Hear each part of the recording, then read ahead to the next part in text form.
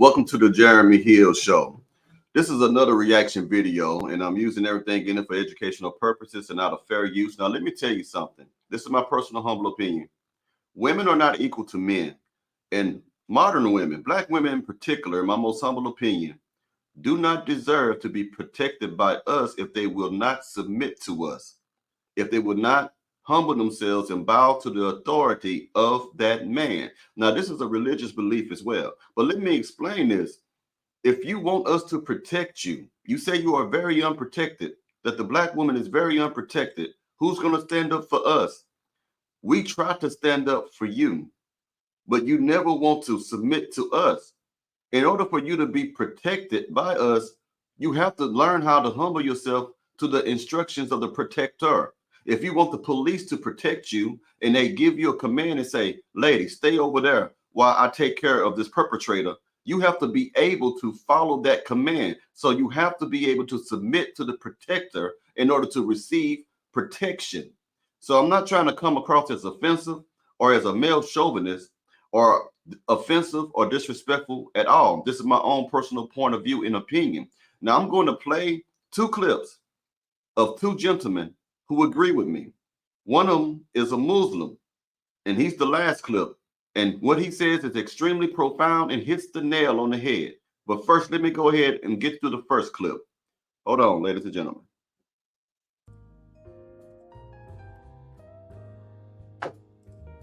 You already know as a man that you cannot protect and provide for any woman who you don't have authority over, who you don't have influence over.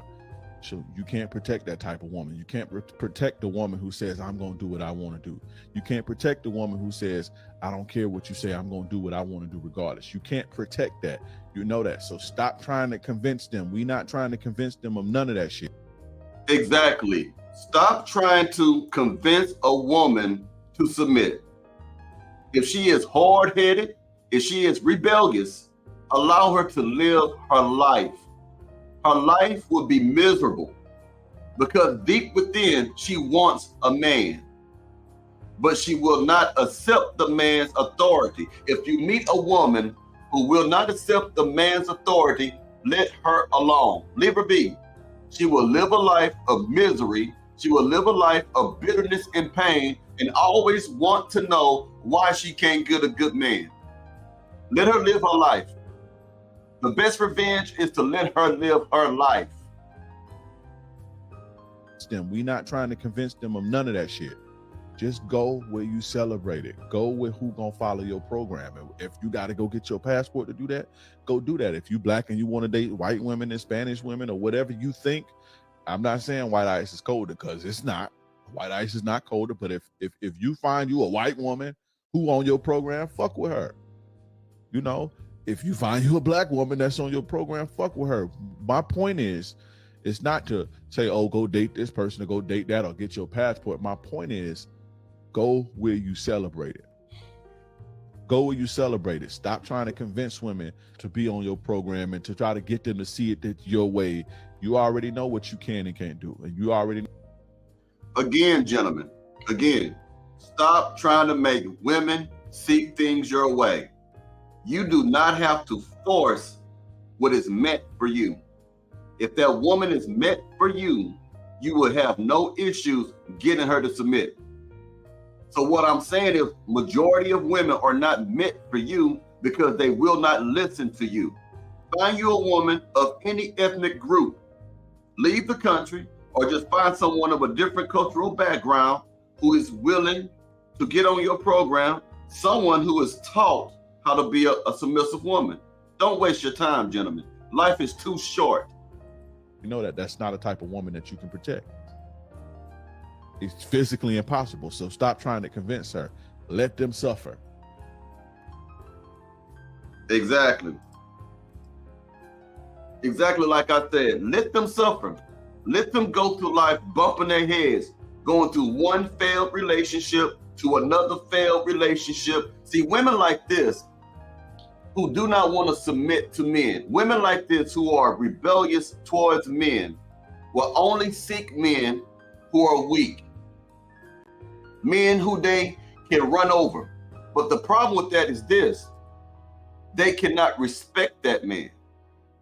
And a woman cannot love someone who they do not respect. And you cannot be loved, gentlemen, if there is no respect from that woman. Now, I'm about to play this Muslim. Although I'm not a Muslim, I agree with everything this gentleman is saying. He is hitting the nail on the head. Let's go ahead and play that, gentlemen. But Islam is quite patriarchal, isn't it? I mean, doesn't the Quran say that men have authority over women? Well, don't they? I mean, men are the ones who have been oppressing you all this time, right? I mean, according to your own narrative, men have been running the show. The feminists are asking for their so-called rights from who exactly?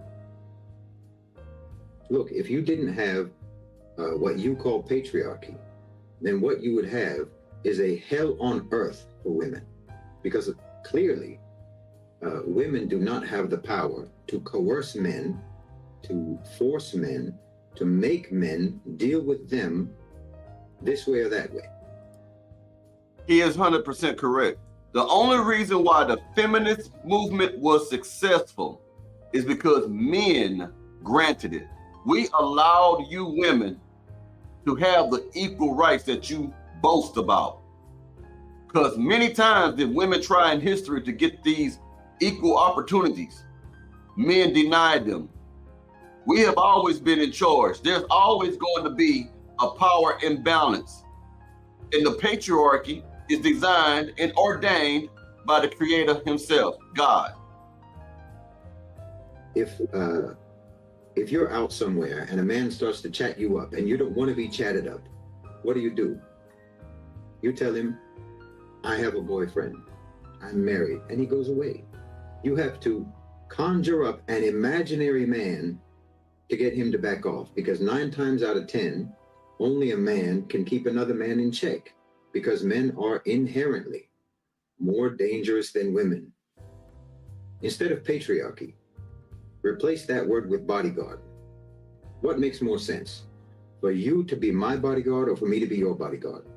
Who do you think is more capable of protecting who? From who? If men didn't protect women, who would? Why, men would do whatever they wanted. And isn't your bodyguard responsible for you?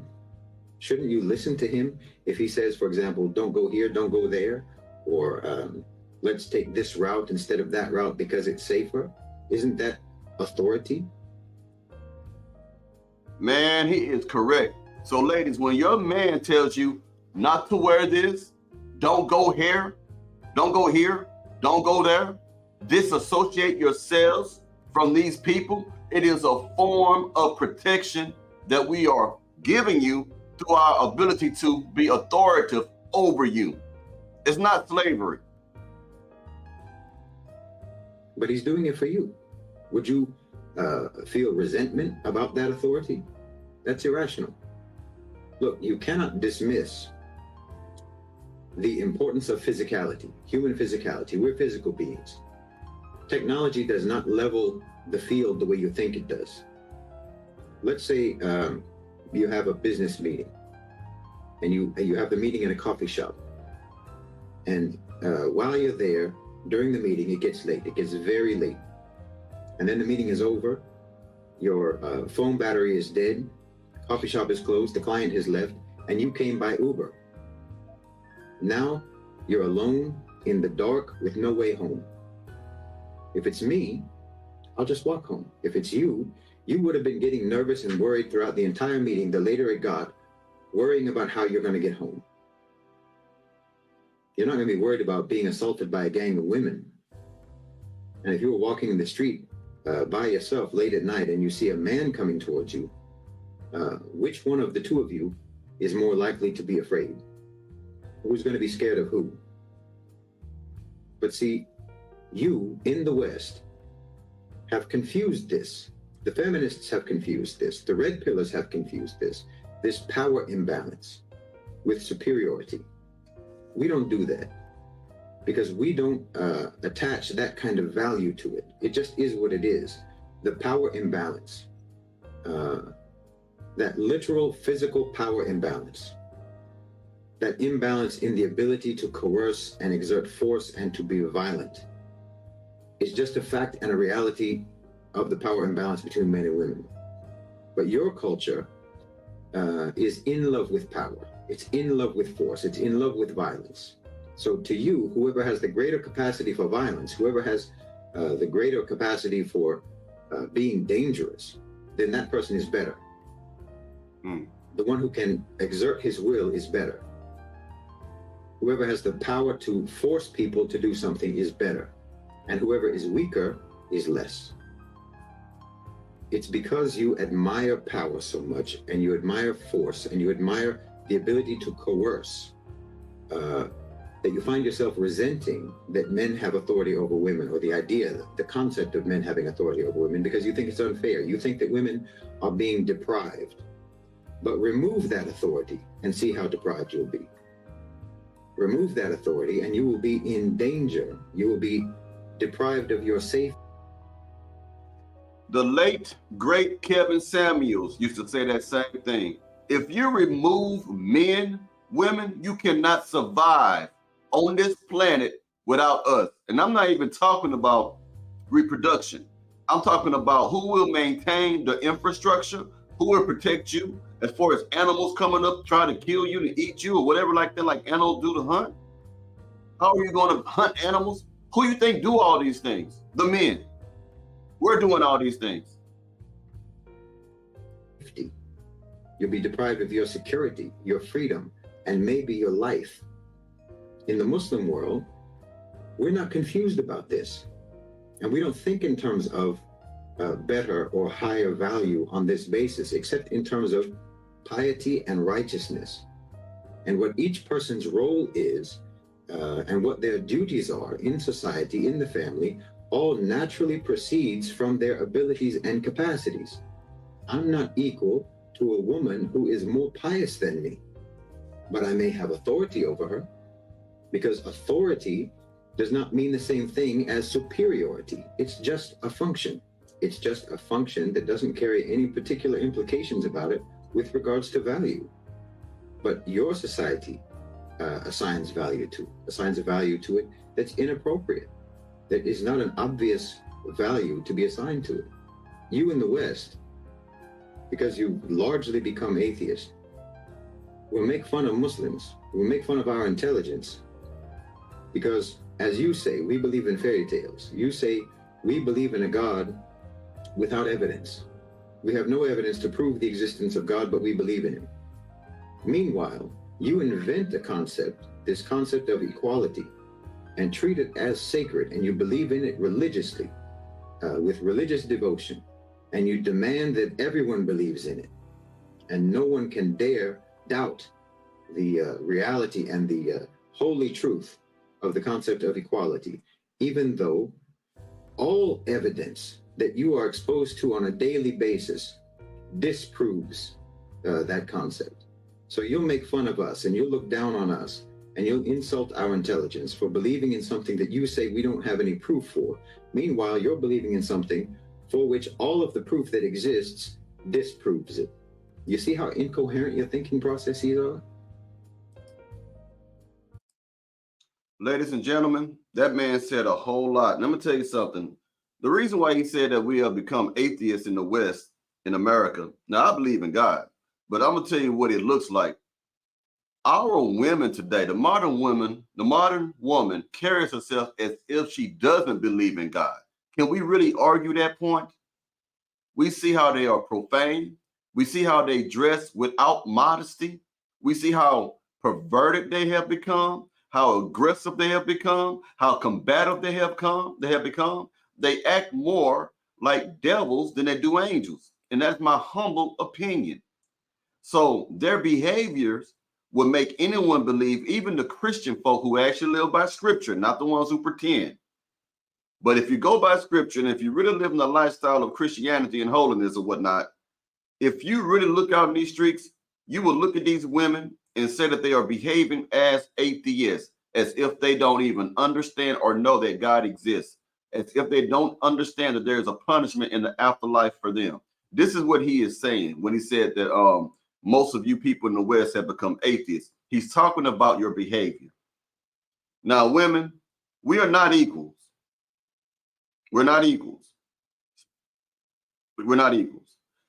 I got a lot more to say about that, but I'll say it in other videos, I guess. But I hope y'all enjoyed this video, and we'll go ahead and talk to you later. Let me know what you think about this in the comments. Thank you.